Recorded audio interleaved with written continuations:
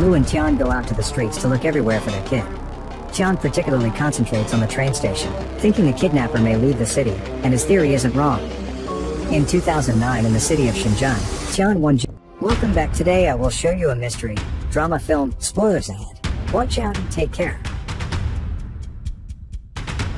In 2009 in the city of Shenzhen, Tian Wenjun works in his cyber cafe while his ex-wife Lu Xiaowan works at an office. Their son Peng Peng spends his day at work with them, 1 week with each according to the deal they made during the divorce. One afternoon, after Lu brings Peng Peng to the cafe, Tian has trouble with some unruly teenagers that are starting a fight inside his shop. When he goes to separate them, Peng Peng tells his dad he'll be joining a group of neighbor kids that have come to pick him up to go to the park and leaves. Peng Peng is having fun with his friends when suddenly he notices his mother's car pass by. He runs after it while crying out for her, but Lu doesn't see him, and eventually he loses sight of the car. Peng Peng stays in the middle of the street, wondering what to do next when suddenly, a strange man picks him up and takes him away. Back in the cafe, Tian has closed up so he goes to ask the neighbor kids about his son. A child tells him Peng Peng saw his mom, so Tian rushes to Lu's home, thinking she took him when it wasn't actually her turn. When he doesn't find him there, the reality of what's happened finally hits him. They're lost Peng Peng. Tian calls the police, but they won't take the case because 24 hours must pass in order to report a missing person. After calling some friends for help, Lu and Tian go out to the streets to look everywhere for their kid. Tian particularly concentrates on the train station, thinking the kidnapper may leave the city, and his theory isn't wrong. The man and Peng Peng indeed escape by train, but Tian arrives too late and doesn't see them. The couple searches around until the 20 hours pass, and then they go to the police, who easily find the kidnapper on security cameras on the main avenue and the train station. If it hadn't been for the bureaucratic protocols, they could have caught him. For now, the only thing left to do is for the parents to take a DNA sample for the database and wait for any news. On their way out, Lu breaks down and slaps Tian, and she would have beaten him up if she hadn't been stopped by her new husband. Not trusting the police to do anything about it, Tian continues the search himself and offers a hefty reward to anyone that could find his child. He makes a video, posts online, talks to witnesses for clues, and hands out flyers. Sadly, all the calls he gets are from scammers that try to get the money from him first. A year later, he goes to see a poor man that swears he's found his child, but when he gets there, Tian sees it's not his kid. The man insists he can take him in exchange for the money anyway since he can't afford to raise him, and Tian leaves the house in a rather sour mood. The more time passes, the less attention people pay to him, and the newspaper won't publish the picture anymore. One morning, Tian wakes up to a message with a picture of Peng Peng that gives him hope. Lu believes it to be edited so she doesn't go with him, but Tian takes the train to meet the man in case it's real. This time, he brings a knife with him, having encountered too many scammers by now. When he makes it to the station, the man calls him and asks him to meet him at the end of the market. Tian approaches the area carefully, and when he sees a man with a kid, he throws something near them to be sure it's Peng Peng. At the noise, the kid turns around and confirms it's a scam, but the man and his friends also see Tian and begin chasing him to steal the reward money. When they reach him at the bridge, Tian takes out his knife to defend himself, but there are too many of them, so he jumps into the river to escape. Meanwhile, Lu is regularly seeing a psychologist, who is trying to help her move on. She's also having issues with her husband, who wants a new kid but Lu won't be intimate with him. Lu doesn't want to move on because that would mean forgetting about Peng Peng. Later, when she visits Tian at the cyber cafe, she notices he looks very sick because he hasn't been sleeping. Lu also overhears a conversation with the landlord, who tells Tian he'll be renting the shop to someone else, so this is his last month. In fact, it's a decision he took months ago, but he waited to kick Tian out because of the missing child. After leaving him some sleeping pills, Lu intends to leave, but Tian wants to take her to a special place, a missing children's support group led by Han Dizihong. In this group, parents of missing kids, especially those that don't want to have more children, share their experiences and offer each other hope and comfort. When Tian's turn to talk comes, he shares his story and how it's come a point where he misses the calls from scammers because at least they gave him hope for a while. Nowadays, the silence is depressing. Lu's turn is next, and at first she doesn't say anything, but eventually she breaks down and begins crying as she expresses how guilty she feels for not having seen Peng Peng in the car mirror. The group shows their support by clapping and reciting their cheer-up chant. Sometime later, Tian is visited by Lu's husband, who points out how much money it costs to keep the search going and offers some of his own so that Tian can keep the shop. The only thing he requests is for Tian to talk to Lu because she isn't capable to move on and start over, and their relationship is tense. Tian refuses to meddle with their marriage and reminds him that he didn't lose a kid, so he doesn't know what it feels like. Many days later, the missing children's support group goes on a trip together to see a police friend of Han's who recently cracked a child trafficking ring, so they may find clues about their kids there.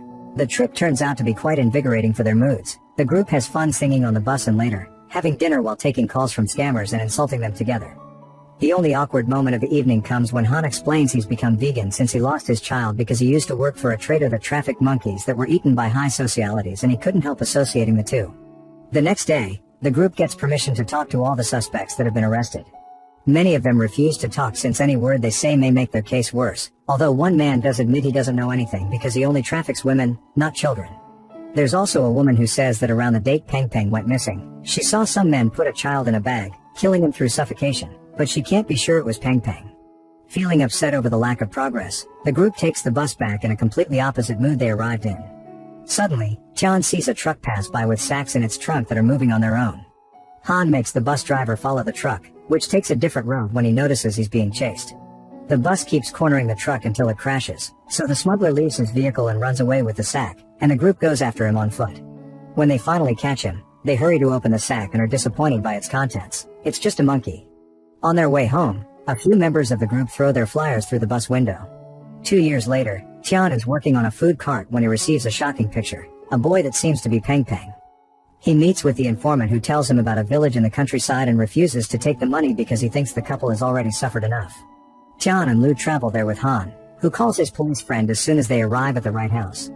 The parents approach the kid they see outside and confirm it's Peng Peng when they see his old scar above his eye, but the boy who is now older doesn't recognize them. His new mother Li Hunkin sees them and comes out of the house to check what is going on, but her presence only provokes Tian and Lu to pick Peng Peng and run away with him. Hunkin goes after them, leaving her other child behind and crying out for help to get the other villagers to chase the couple too.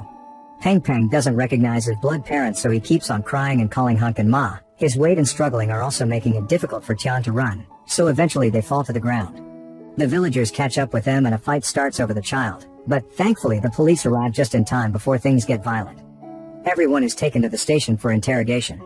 Hunkin explains she's infertile, so her husband had a child with another woman and then brought him home. She swears she didn't know anything about kidnapping and that her husband was a good man until he recently died, but when the cops show her the screenshots from the security cameras, she can't deny that's him. In another room, Peng Peng is also being asked questions. He doesn't remember anything about the day he was kidnapped and he's worried about his sister Jifang. Upon learning there's another child, the cops bring her over, and Hunkin lies by saying she's her niece because she's afraid they'll take her from her too. However, Jifang keeps calling her mama, so the officer asks for the real story.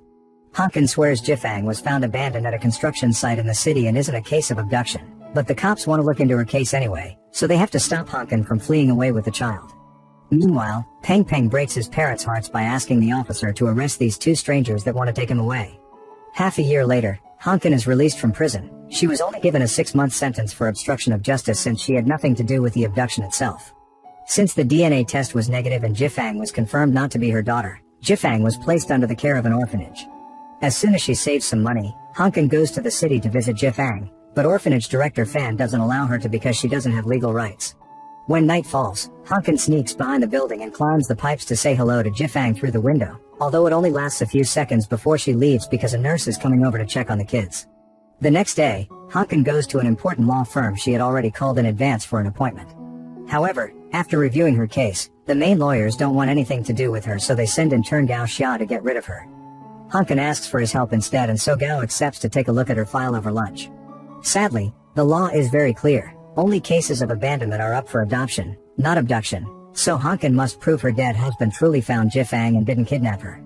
Afterward, Hunkin goes to see Tang Qingshan, a former co-worker of her husband's that was there the day Jifang was found. Meanwhile, Tian and Lu continue to have trouble living with Peng Peng, who still doesn't like them and keeps on asking to be taken home to his mother and sister. Their support group is going on tour soon and they want them to bring Peng Peng to spread hope, and while Lu is reluctant at first, she eventually gives in not to make anyone sad. The next day, Gao learns that he's given an official sanction because his boss has used him as a scapegoat, and he loses his job after he punches said boss for having used him like this. Hunkin finds him when he's leaving the building and tries to hire him because now he can build a case around the witness she's found, but she can only pay half his fees. Gao doesn't want to take the job, but since now he needs the money, he accepts under the pretense of doing Hunkin a favor. Back in the orphanage, Lu has brought Peng Peng to spend the day with his sister. After seeing how happy they're together, she decides to try to adopt Jifang, and when she tells Peng Peng this, he's so glad that he holds her hand for the first time. Later, Hunkin takes Gao to see Tang so he can record his testimony, but Tang denies having seen anything.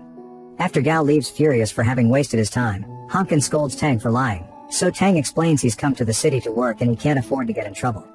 He also needs to get back to work, so Hankin gives him the address of the motel she's staying at and asks him to visit her later so they can keep talking about this. When night falls, Tang shows up at the motel and Hankin tries to convince him to testify again. Since he won't accept money, Hankin grows desperate and offers him to spend the night there, which Tang accepts. The next day, after having recorded his testimony, Gao takes Hankin to the orphanage to talk to Fan, who still refuses to let her see Jifang for various reasons. Giving the child back to the kidnapper, even if she technically wasn't one, would send a horrible message to the public, and also, Jifang deserves a better place to live than a poor farm. Lu has already applied to adopt Jifang, and Fan hopes she is the one to get the girl. Gao and Hankin leave on the bus, but Hankin gets off halfway when she sees the missing children's support group doing promotion on the streets and notices Peng Peng is with them. She rushes to hug him, but as soon as Lu calls her out as the abductor, the group begins attacking Hankin, ignoring Tian's pleas to leave her alone. After she apologizes to Tian for everything, it's Gao the one that manages to take Hankin away to safety. Later at night, Gao goes home where he has his own problems to deal with. His mother is prone to emotional outbursts and refuses to accept an increased dose of her pills from the doctor, hating the idea so much that she flips the table with the food on it. She's become such a problem that her caretaker tells Gao she's quitting as soon as a replacement is found. Later, when he meets with Hankin, Gao gives her back her money and accepts to help her for free. Meanwhile, Tian has grown so paranoid that he even carries Peng Peng with him when he goes out to throw the trash. That night, he notices Han watching him from his car and tries to talk to him, but Han pretends to be asleep. Minutes later, Tian gets a text from Han saying he's done so much yet he's gotten nothing back, so he can't do this anymore. The following day, Lu has a talk with her husband, who is angry because she had said no to having another child with him, but now Peng Peng is back. She wants to adopt a random girl. He's so fed up that he decides to ask for a divorce.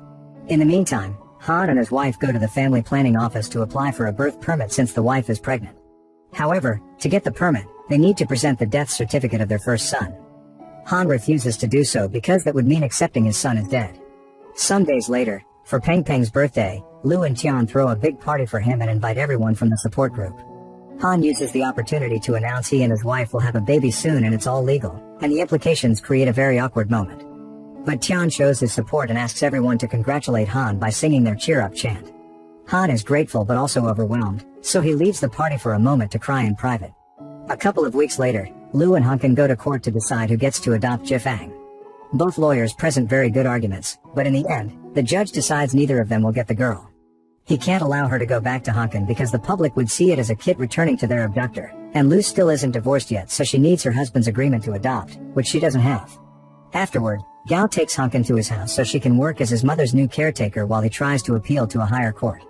Later that night, when Tian is taking out the trash again, he notices Hankin hiding in the shadows.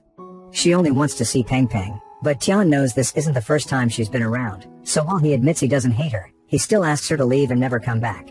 A few days later, Gao takes his mother to the hospital for a checkup and Hankin gets the results of the general tests court asked for to check she's healthy.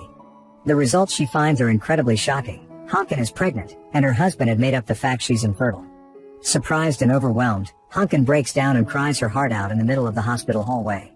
Meanwhile, Peng Peng starts going to school, and while he mentions Lu and Pian as his parents in his introduction, he also mentions Jifang as his sister, who is still at the orphanage waiting for her mother. This story is based on true events. The real Gao visited the real Jifang at the orphanage when he could, and the real Tian also got to reunite with his son in 2011. The real Han hasn't given up and is still searching for his child. All the actors also got to meet the real people behind the characters they're playing, including the real Hankin, who showed them how lonely she is in her now empty house. Make sure to subscribe and turn on notifications so you can watch more videos like this. Thanks for watching.